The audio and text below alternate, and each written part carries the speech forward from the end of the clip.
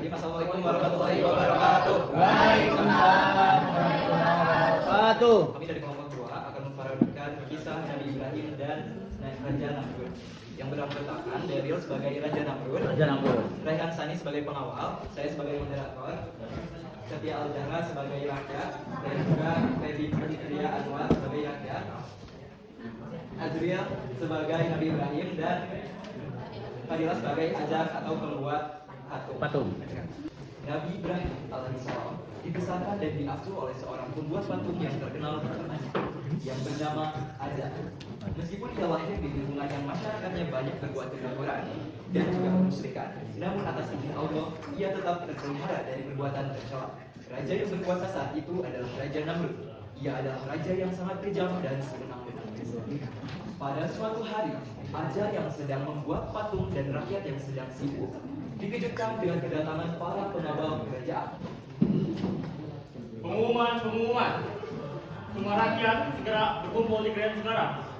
Ada pengumuman yang penting oleh raja.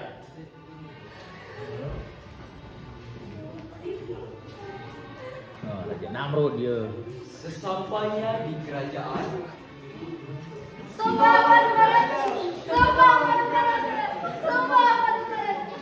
Cukup. Aku ada pengumuman. Malam hari aku bermimpi. Kelak akan lahir seorang bayi laki-laki. Kelak dia akan menghancurkan kekuasaanku. Maka dari itu, setiap ada bayi laki-laki yang lahir, harus kalian bunuh. Paham?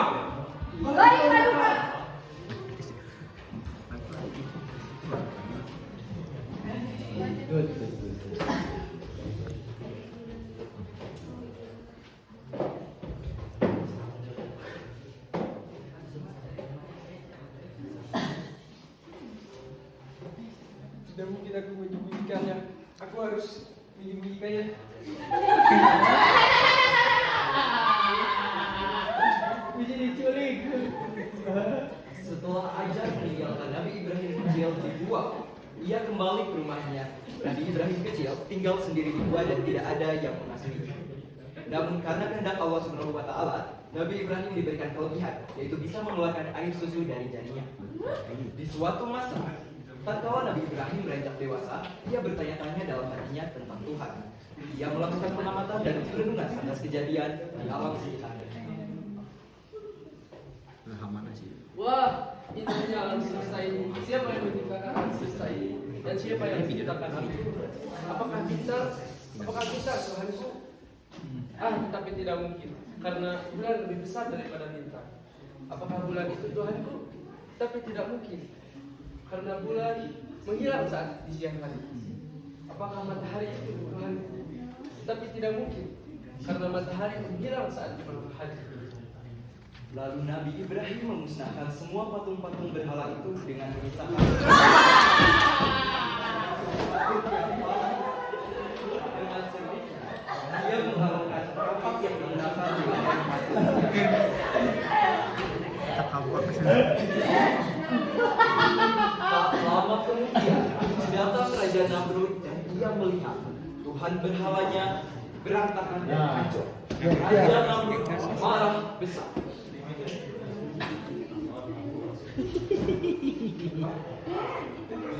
Ada apa ini? Kenapa semuanya berantakan? Siapa yang melakukan ini semua? Pasti ini Ibrahim. Pengawal, panggil dia. Ada apa?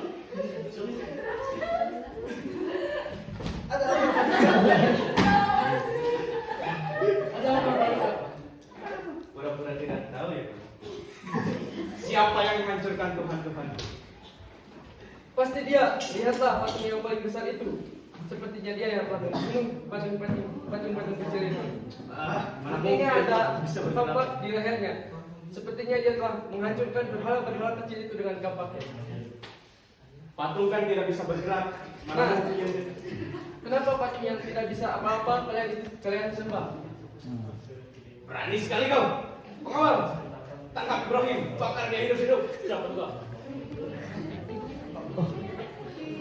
Hukuman itu pun akhirnya dilakukan. dilaksanakan.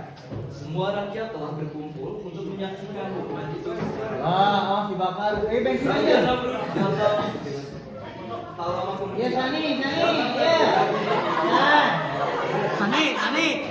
Sani. Sani. Udah. Tak buku. Cok bakar. Bakar.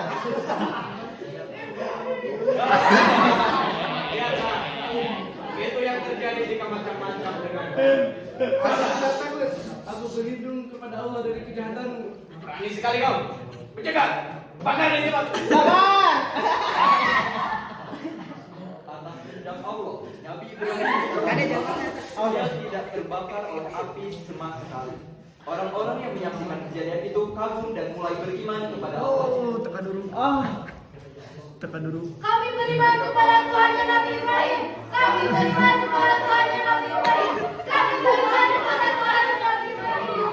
Raja yang mendengar itu langsung murka dan semakin membenci Nabi Ibrahim. Dia semakin kejam dan terus menyiksa Ibrahim dan para pengikutnya. Atas kehendak Allah, Raja Namrud dan para pengikutnya diserang kawanan nyamuk yang mengakibatkan para pengikutnya meninggal dunia. Dan hanya Raja Namrud yang binasa. Lalu Allah mengirimkan azab kepada Raja Namrud dengan perantara nyamuk. Raja Namrud kemasukan seekor nyamuk ke hidungnya yang mengakibatkan dia tersiksa selama 400 tahun lamanya. Dan akhirnya dia meninggal dunia.